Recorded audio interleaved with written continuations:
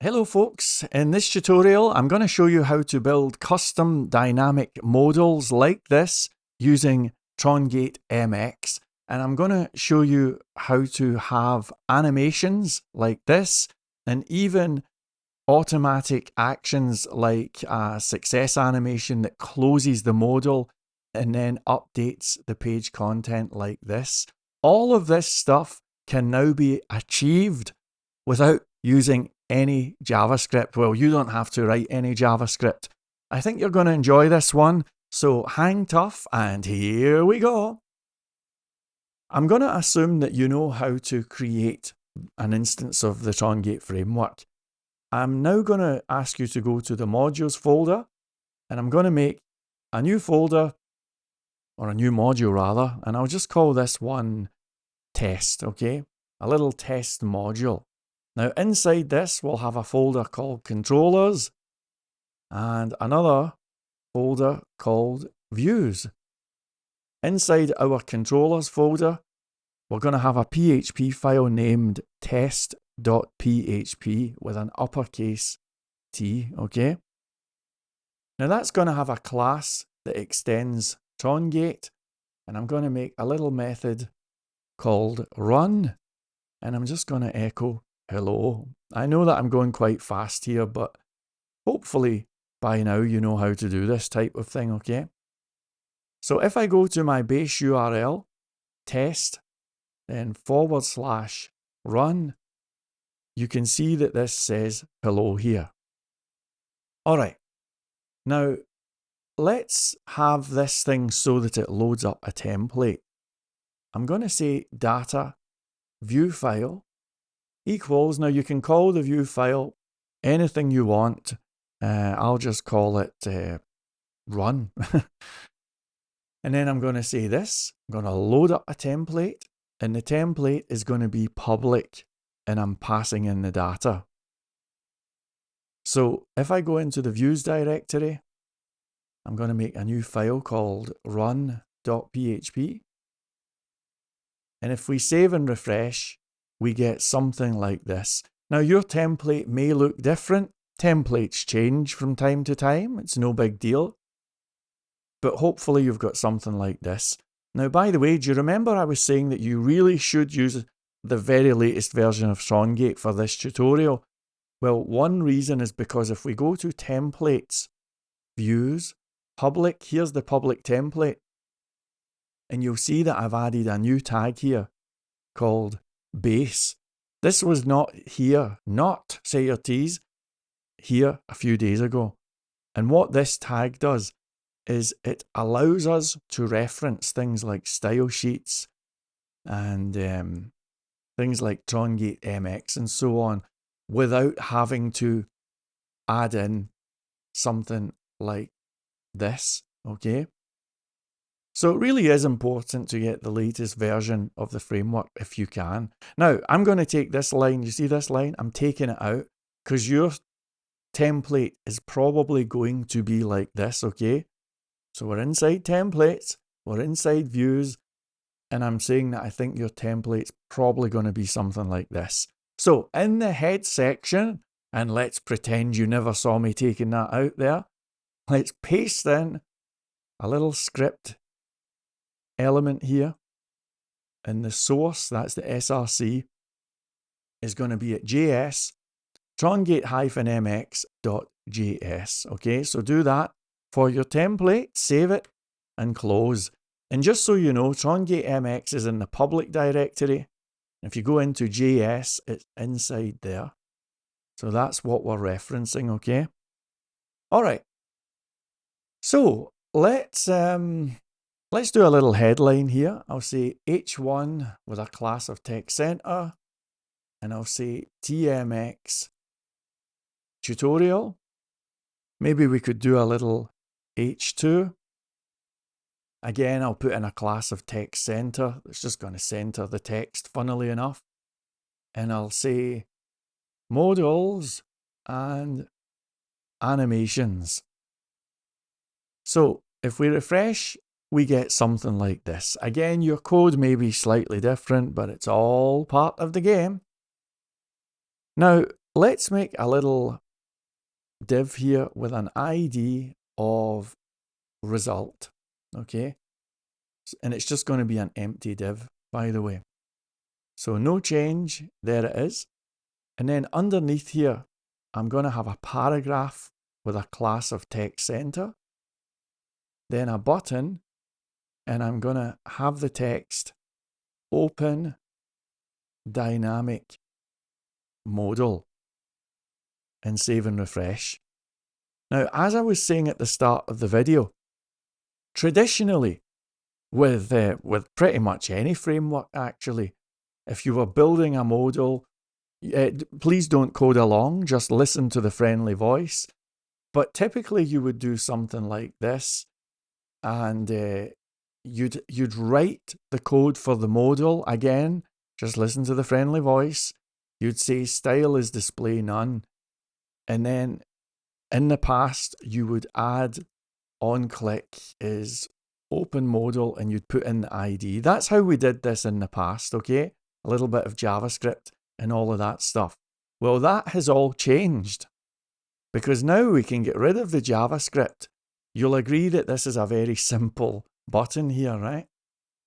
And what we're going to do now is we're going to use Trongate MX to dynamically create a modal. To start off with this, I'm going to create an endpoint here, and I'll call it modal content. So it's going to be public modal content, and I'm just going to echo a little paragraph. Here is the modal content. Kind of simple, but hopefully it will be useful for this demonstration. So back over here, where it says open dynamic modal, I'm going to say mx-get equals, and we're going to be going to test / and there it is right there. It's modal content. So if we save and refresh, and then if we click, do you see how the button says here is the modal content, okay? Now, obviously, for those of you who have used Trongate MX, you'll know that we could say MX target equals #result. And of course, that's going to populate our result div. If you want, by the way, you can add in a little class of text center. I just thought of that. And you get something like this, okay? But we are going to do something very, very cool here. Let's take out this MX target is result thing. And we're going to say MX. Now, I'll show you the documentation so that you know where this is coming from. If you go to the documentation for Trongate MX, keep a lookout for Trongate MX attributes. This table has all of the stuff that you need to know about. Well, you don't need to, but you could know about, right? And you can see that we've got an attribute here called MX build modal. So it's MX build modal equals, and then inside these double quotations here, I'm going to just say my custom modal. This is an element ID, and you can have any valid element ID that you want. So it's a GET request, and I've said build modal, and I've chucked in an element ID. Pretty easy, right? No JavaScript required. Now I'm going to save, and I'm going to click on this, and would you believe it? Immediately, a modal has been created. And by the way, if we inspect and look at the source code, you can see that this has been created out of thin air. And if you look really close, you'll see that this one has an ID of my custom modal. We've also got a little close button here as well. And isn't that fantasticola? So all of that happened with just a couple of extra attributes. However, as good as that is, we can do even better. So again, I'll show you the documentation just so you can see this and where I'm getting this from. What we just did there was basic usage. But you can, in fact, add on modal options by passing in a sort of JSON-like structure. And let me demonstrate this for you right now. So suppose we change this to single quotations, and then I'm going to add in curly brackets. And now I'm just going to declare a whole bunch of attributes. I'll use double quotes. I'll say ID is super cool modal. I'll say modal, now let me get this right. It's called modal heading. Modal heading. And I'll just say super cool dynamic modal. And then we can add in other things such as width. Let's make this one really wide. So say 1200 pixels. I'm going to save. Head back. I'm going to click. And just look at that. We've now got a modal header. And we've got our content here. And by the way, you can even add in, and let me get this right, it's show close button. So show close button. And we set that to true like that. So that is going to give us a close button here like so. This is all brand new, by the way, and I have a funny feeling that more different attributes could be added in the future. So please do keep an eye on the documentation for this. The key takeaway is we now have control. We can add in things like headings and so on. We can control the width. All of that stuff is right here, and it's really, really easy. Okay, I think I'll take out the show close button and just have it like this. Okay, I just thought of that idea just that minute. So we're now going to have something that looks like this, and I do hope that you're following along and that you're able to keep up with this.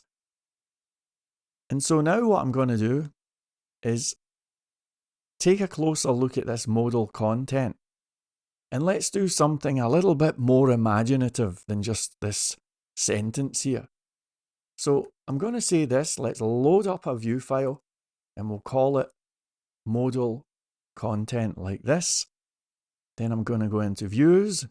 We'll have a new file and it's going to be modal content.php. Now, let me do an H2 with a class of text center and another class of mt-1. And inside here, I'll just say custom modal content. Ahoy! Or you can write it like this if you want. It's up to you. Something like that. And if we save and refresh, there we go. And by all means, change that to an H3 if it makes you feel better.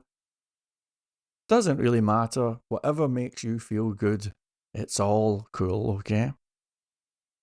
So there we go. Now, we're going to have a paragraph here. Again, we'll add in a class of text center. That's going to align things to the center. And I'd like you to create 2 buttons, just using pure HTML. So we'll have one button that says success and another button that says error. Okay, so if we save and refresh, you're going to have something like this. Now, the idea here is that we're going to have 2 endpoints, just for the purposes of demonstration. One of them is going to return a success message, and one of them is going to return an error message. Code along, and you'll see what that means. So it's going to be public function success underscore MSG. Of course, you can write your method, have any method name that makes you feel good. It's no big deal. You don't have to copy me. But I'm going to just echo a little paragraph. I'll say style is color green. And I'm going to just say everything totally works. So there's our little success message. Now, when something like this gets returned. And of course, we can head to our endpoint and have a look at it. And when somebody goes to a URL like this, the page is going to return an HTTP response code of 200. That just happens automatically. You don't even need to know it's there. However, if you want, just so that we're clear about what's happening, we can actually explicitly say HTTP response code 200. And who knows, maybe it'll make the code a little bit more readable in the future. So let's do that. And here's our success endpoint. Now we're going to have another little function here. This one's going to be called error message, something like that. But this one's going to have a response code of 400, and we're not going to echo anything. It's just going to be an error like this. Normally, of course, in this type of situation, a 400 response, maybe a 422, something like that, would happen if there are validation errors. And Trongate MX can handle all of that stuff, but we're not going to go into that in this video. So we'll just keep this one empty with a response code of 400, okay? Now, let's go back over to the modal content, to these two buttons here. For the first one, we're going to say mx get equals, and we're going to go to test / success message. That's going to be for testing, obviously, a situation where everything goes just fine. Let's do the error one while we're here. So mx get test / error message. Okay. Now, in the case of the success one, and we'll focus on this for the next couple of minutes, when that success message comes in, we're going to populate this result div here with the success message. So the way that we do that is we say mx target equals, we put in a little hash symbol result. So we are saying that when somebody clicks the success button, we're going to query this endpoint and we're going to update this element. So save, and let me zoom out. Okay, so I'm going to click this and I'm going to click success. All right, now we can't see it and I am an idiot. If I, in fact, let me just go back to, right, you see the result div? Let me take off this class text center. Let me just take this off. All right, so save, I'm going to click. Now I'm going to click success. There you go. Now do you see how it's on the left? It's behind the modal there. Again, we're going like that and it's right there. You can just about see it, okay? Maybe your modal looks a bit different, changes happen, but the fundamentals will never change. All right. Now that's kind of cool, but you can see what the problem is, right? We've got this modal that's stuck here, and that's not too good. So sure enough, and I'm going to show you the reference things. I want you to get comfortable looking at this. We have an attribute called mx close on success. So what this is going to do is it's going to check the HTTP response code, and if it's in the success range, which is, you know, greater than or equal to 200, but less than 300. So if that happens, what we're going to do, we're going to say mx close on success is true and save it. So now, if we open our dynamic modal, click on success, boom, the modal has closed and everything totally works. Let's do that again. So we do that, we click, and there you go. Kind of cool, kind of cool. Now we could have stopped there and this would have been a cool tutorial, but let's go a little bit further. How about if you wanted an animation when everything goes well? Well, here's how we would do that. And again, I'm going to show you the reference thing. I want you to become comfortable with this. And you can see that we've got MX animate success. Okay, all of this is fully documented, by the way. So we're going to say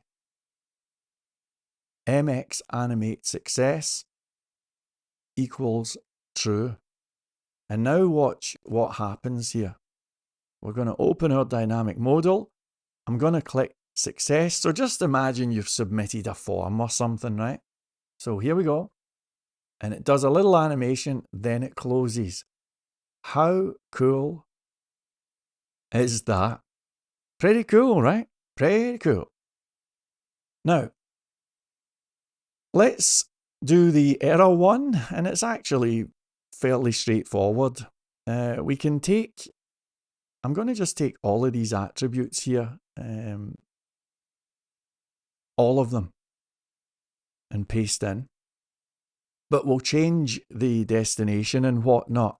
So the MX get is going to go to error message. So we are simulating a form validation error or something like that, okay? And this time we're going to say MX close on error equals true. So if there's an error, we're going to close the modal and MX animate error true. We're going to have a little animation here. So let's save, refresh. I'm going to open this up and I'm going to click the error thing. So again, imagine you've done some validation thing, submitted a form, whatever, but the response has come back and it's not in the success range. So here's what happens. Boom. And isn't that beautiful? So just look at all of the stuff. And of course, you don't need an animation. You don't need an animation. You can just close it if you want, like this. Or in fact, you can even have the animation, but keep the modal open, like this. And there's the modal still open. So we get the animation, but the modal's open. Then when we are successful, we do that and it closes. So you have now got an incredible amount of control over your pages here. And just look at all of the cool stuff you can do without writing any JavaScript. It kind of seems a bit too good to be true, I think. Somebody had asked about security. Let me assure you, all of that stuff is taken care of because this is built into the Trongate framework itself. It means that we can take advantage of our inbuilt token authorization system, for example. We can have custom headers. And of course, we've already got security built into Trongate, and I've got some good information here that you might find useful. CSRF protection, all of that stuff. It's all there. And I think it's pretty cool.